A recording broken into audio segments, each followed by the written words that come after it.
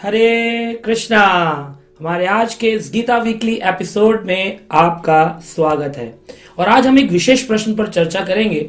लोग अक्सर पूछते हैं कि इस संसार में सब कुछ उल्टा ही क्यों होता है, सब कुछ गलत ही क्यों होता है, इस संसार में अच्छाई इतनी कम क्यों है, इतनी बुराई हमें क्यों नजर आती है। आइए जानते हैं भगवान ने बताया इस संसार का रूप कैसा है। भगवान कहते हैं जैसे कि ऊर्ध्व मूलम एक वृक्ष है, जिसे कहते हैं बड़ा बरगद का वृक्ष, अश्वत्थम प्राहुरव्ययम। ये जो अश्वत्थ वृक्ष है जिसे बरगद ट्री या फिर बनैन ट्री कहते हैं, तो ये जो पेड़ है बरगद का ये उल्टा है। क्या है? उल्टा। ऊर्ध्व मूलम, मूल यानी कि जड़े, ऊर्ध्व यानी कि ऊपर की ओर है, जड़ें ऊपर की ओर है इस वृक्ष की। ऊर्ध्व मूलम अधो शाखम यानी कि जो शाखाएं हैं वो नीचे को हैं। आप कहेंगे कैसा पेड़ है? पेड़ में तो जड़ें नीचे को होती हैं, शाखाएं ऊपर को होती हैं। लेकिन इस जगत के बारे में बताया है कि क्यों इस जगत में सब कुछ इतना गलत गलत है। क्योंकि भगवान श्री कृष्ण का जो वृंदावन, गोलोक वृंदावन वैकुंठ धाम है, उस धाम की परछाई स्वरूप ये भौतिक जगत है। यानी कि भगवान का जो आध्यात्मिक लोक है उसको जब उल्टा कर देंगे तो क्या बन जाएगा? ये भौतिक जगत बन जाएगा। इसलिए इस वेदों के अंदर, वेद का मतलब है ज्ञान, वेदावित इसमें कहा गया, वेदों के माध्यम से हमें जानना बहुत जरूरी है कि ये जगत उल्टा क्यों नजर आता है। अगर हम देखें तो इसके अंदर जो जड़ें हैं वो ऊपर की ओर हैं, शाखाएं नीचे की ओर हैं, पत्तियां नीचे की ओर हैं, और जो फल हैं वो भी नीचे की ओर हैं। ये पूरा पूरा उल्टा है। ऊर्ध्व मूलम अधो शाखम अश्वत्थम प्राहुरव्ययम छंदम से यस्य पर्णानि। इसको काटना पड़ेगा, इसके जो पत्ते हैं इन सब चीजों को हमें छिन्न भिन्न करना पड़ेगा। यही वेदों का असली मकसद है। वेद बताते हैं कि अगर किसी व्यक्ति को, वेद यानी कि ज्ञान, अगर किसी को सच्चा आध्यात्मिक ज्ञान होगा तो क्या होगा? उसका भौतिक जीवन उसको छोड़ना चाहिए, यानी कि उससे उसको वैराग लेना चाहिए, डिटैचमेंट होना चाहिए, और आध्यात्मिक जगत से उसका अटैचमेंट होना चाहिए। ये वेदों का मर्म है, ये वेदों का सार है, वेदों का वेदों का कारण है। तो वेद के ऊपर अगर कोई जीवन जीता है तो वो व्यक्ति समझ पाएगा ज्ञान के माध्यम से। अन्यथा ये जो संसार है, इस उल्टे संसार को देख करके लोग दुखी होते हैं। जैसे कि एक बार एक रानी थी, उस रानी के पास 9 लखा हार था। 9 लखा यानी उस समय के हिसाब से 9 लाख रुपए का, आज के हिसाब से करोड़ों का होगा। 9 लाख रुपए का 9 लखा हार था, और वो हार पहन रही थी। तभी एक उड़ता हुआ पंछी आया, उसने उस हार को पकड़ा और उड़कर के ले जाकर कहीं गिरा दिया। रानी ने कहा, जो मेरे उस 9 लखे हार को ढूंढ करके लाएगा उस व्यक्ति को मैं धन दौलत से परिपूर्ण कर दूंगी, पोषित कर दूंगी। आओ, कौन है? सभी लोगों ने प्रयास किया ढूंढने का, अलग अलग दिशाओं में। लेकिन एक व्यक्ति था, उसकी बेटी की शादी नहीं हुई थी। उससे सोचा अगर मैं ये ढूंढ लेता हूं तो मेरी बेटी की शादी के लिए अधिक धन मिलेगा और मैं भी राजसी वेश में अपनी पुत्री की शादी कर पाऊंगा। तो अपनी बेटी के विवाह के उस जोश में वो चला गया ढूंढने के लिए, और देखता है कि एक बहुत बड़ी सी कीचड़ है, पूरा दलदल है। उस कीचड़ के अंदर उसको चमकता हुआ 9 लखा हार दिखाई दिया। वो कूद पड़ा उसके अंदर और पूरा प्रयास करने लगा और निकालने की कोशिश कर रहा है, और दलदल में धंसता चला जा रहा है, ढूंढ रहा है। लेकिन उसको वो हार, जैसे ही उस हार तक पहुंचता है उसे कुछ मिलता नहीं है। पूरा मिट्टी के अंदर है, कीचड़ के अंदर है, पूरा दलदल में लिप्त हो चुका है। वहां से एक साधु गुजर रहे थे। साधु ने कहा, क्या हुआ भाई, इतनी मेहनत कर रहे हो, दलदल में डूब जाओगे। दलदल जब भी हो तो क्या उसका एक स्टैंडर्ड है कि अगर आप कभी दलदल में हो तो उस मैशी लैंड में आपको हिलना डुलना नहीं चाहिए, बस शांत बने रहें और आवाज लगाते रहें, कोई मदद करे तो कोई मदद करने वाला खींच करके आपको बाहर निकाल देगा। लेकिन अगर आप वहां हाथ पर हिलाएंगे, जितना जितना दलदल में हिलाएंगे उतना अंदर गर्त में जाते जाएंगे। अब ये व्यक्ति जो था, ये हाथ पर हिला रहा था, गर्दन तक पूरा डूब गया है, लेकिन उसको हार अब तक नहीं मिला। तो साधु व्यक्ति ने कहा, अरे भाई क्या ढूंढ रहे थे? कहा, रानी का 9 लाख का हार उड़ाकर एक पक्षी ले गया था, मुझे चमकता हुआ दिखाई दिया। मैंने अपनी बेटी की शादी के उस लालच में मैं कूद पड़ा इस दलदल में, इस मिट्टी में, कि शायद मैं निकाल लूं और मैं राजसी तरीके से अपनी पुत्री का विवाह कर सकूं।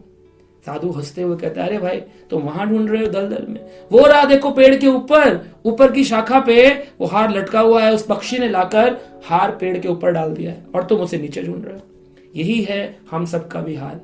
हम सब इस भौतिक जगत की जो दलदल है, जो कीचड़ है, इसमें हाथ पैर मार रहे हैं, खुशी ढूंढ रहे हैं, अब मिल जाएगी, अब मिल जाएगी, और उसके अंदर दलदल में जाते जा रहे हैं, और दुख और दुख और दुख, एक दुख जाता है दूसरा दुख आता है, दुख दुख दुख, इतना दुख के अंदर पूरा चले गए हैं। तब साधु लोग आते हैं, कहते हैं अरे भाई कहां ढूंढ रहे हो उस खुशी को, नीचे नहीं है, खुशी तो ऊपर है, आध्यात्मिक लोक में। भगवान के रास्ते पर चलो, गीता आदि भागवत पढ़ो, भगवान के नाम का जप करो, वो असली खुशी प्राप्त करने पर ये निचली खुशी अपने आप प्राप्त हो जाएगी। क्योंकि ये तो क्या है, ऊर्ध्व मूलम अधो शाखम, ये उल्टा है, जैसा ऊपर है वैसा ही नीचे है।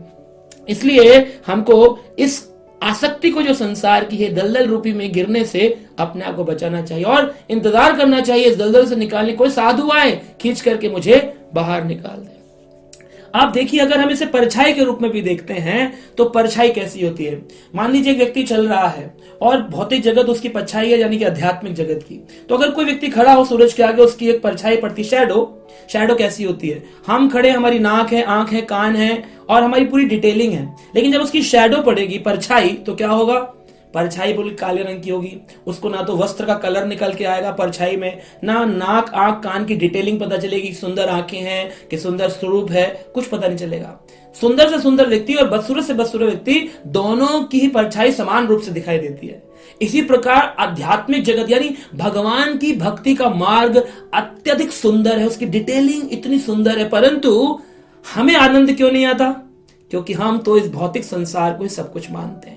हम भगवान की पूजा करते हैं एक रिचुअल मान करके, लेकिन ये नहीं सोचते कि भगवान की आनंदपूर्ण जीवन यात्रा करने से भौतिक जीवन यात्रा अपने आप परिपूर्ण हो जाती है। ये जो मिसअंडरस्टैंडिंग पूरे विश्व में व्याप्त है, अगर ये क्लियर हो जाए तो आनंद का अनुभव करेंगे। तो शैडो जो होती है, एक तो उसमें डिटेलिंग नहीं होती है, क्लियर नहीं होती है, रंग नहीं होते हैं, और वो टेम्परेरी भी होती है। यानी कि अगर सूरज जब अस्त हो जाता है तो परछाई दिखनी बंद हो जाती है। यानी कि भौतिक जगत भी जो है वो टेम्परेरी है, अशाश्वत है, अशाश्वत काल तक रहने वाला नहीं है। आप किसी से भी कितना प्यार करें, आप किसी को भी कितना लगाव करें, एक समय पर वो व्यक्ति छोड़ करके चला जाएगा, और अगर जीवित भी रहेगा तो उसकी सुंदरता बुढ़ापे की ओर अग्रसर होकर के बदल जाएगी। इस संसार में कोई भी चीज शाश्वत काल तक नहीं रहती है, क्योंकि ये टेम्परेरी शैडो परछाई है, और जो है वो भी उल्टा पेड़ है।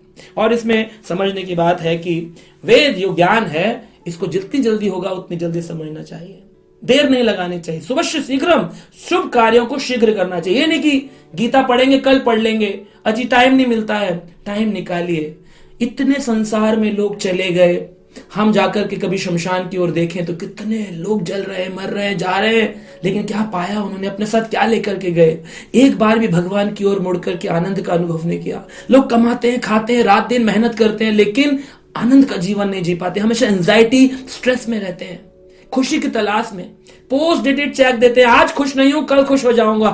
खुशी चाहिए तो आज चाहिए, उसके लिए कल का इंतजार मत करिए, आज ही उस खुशी को अपनी गोद में अपने हाथों से पकड़ कर रख लीजिए। कैसे मिलेगी? यही बताते हैं, एक बार एक पशु यानी श्वान था, कुत्ता, और वो रोटी लेकर के बड़ा भूखा था, उसको एक रोटी मिल गई, रोटी के आनंद में भागा जा रहा था, खा नहीं रहा था, पकड़ करके लेके जा रहा था, जाता जा रहा है, जाता जा रहा है, और सोच रहा था किसी एकांत स्थान में जाकर खाऊंगा। और उसने देखा नदी के अंदर एक और कुत्ता उसे नजर आया, उसके मुंह में भी रोटी है, और ये सोचने लगा कि देखो देखो दूसरे कुत्ते की रोटी तो मुझसे बड़ी है, और उसे कहता है वो वाली मुझे दे दो, भाव भाव वो वाली मुझे दे दो।